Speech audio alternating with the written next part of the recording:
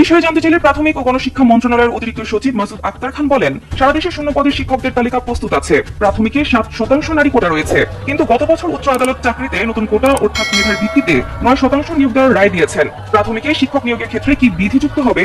প্রাথমিক শিক্ষা অধিদপ্তরে নতুন সার্কুলার কবে আসতে পারে? আজকের এই ভিডিওতে তুলনামূলক আলোচনা করা হবে কি পরিমাণ পদ খালি আছে এবং সার্কুলার কোন পর্যন্ত আসতে পারে। 65,567টি স্কুলে বর্তমানে পদ আছে 4,22,000-এর মতো। এর মধ্যে শূন্য পদ আছে 73,000 প্লাস। সেক্ষেত্রে নতুন সার্কুলারের জন্য 20,000 পদ ইতিমধ্যে সৃষ্টি করা হয়েছে। তার মধ্যে আছে 9,572টি সহকারী প্রধান শিক্ষকের পদ, যেটা অবশ্যই পদোন্নতির মাধ্যমে হওয়ার একটা সম্ভাবনা আছে। তাছাড়াও সঙ্গীত শারীরিক শিক্ষা পদে প্রায় 5,166টি শূন্যপদ। এছাড়াও চারুকলার জন্য 5,000-এর বেশি শূন্যপদ সৃষ্টি করা হয়েছে।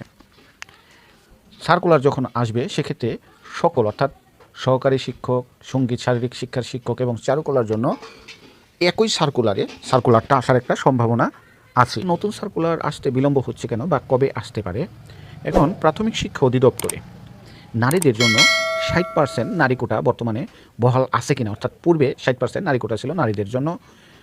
বর্তমানে এই নারী কোটার কি হবে বা আগের কোটার কি হবে বা নতুন কোটা 7% সেটা অ্যাডজাস্ট করা হবে কিনা, আগের কোটা বাদ যাবে কিনা ইত্যাদি ইত্যাদি বিষয় নিয়ে প্রাথমিক শিক্ষা অধিদপ্তর, জনপ্রশাসন মন্ত্রণালয় এবং পিএসসি এই দুইটা জায়গায় তাকিয়ে আছে যে তারা কী ধরনের দিক নির্দেশনা দেয়।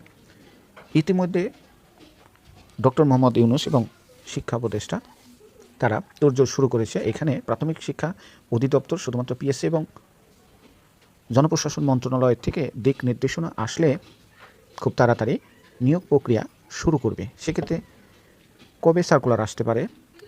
খুব তাড়াতাড়ি সার্কুলার আসার একটা প্রবল সম্ভাবনা রয়েছে। এখন কোটাটা কী পরিমাণে হবে তার উপর ডিপেন্ডস করতেছে সার্কুলারটা কবে আসবে। সেক্ষেত্রে জনপ্রশাসন মন্ত্রণালয় এবং পিএসসি দিক নির্দেশনা আসলে সাথে সাথে খুব তাড়াতাড়ি নিয়োগ প্রক্রিয়া শুরু হয়ে যাবে।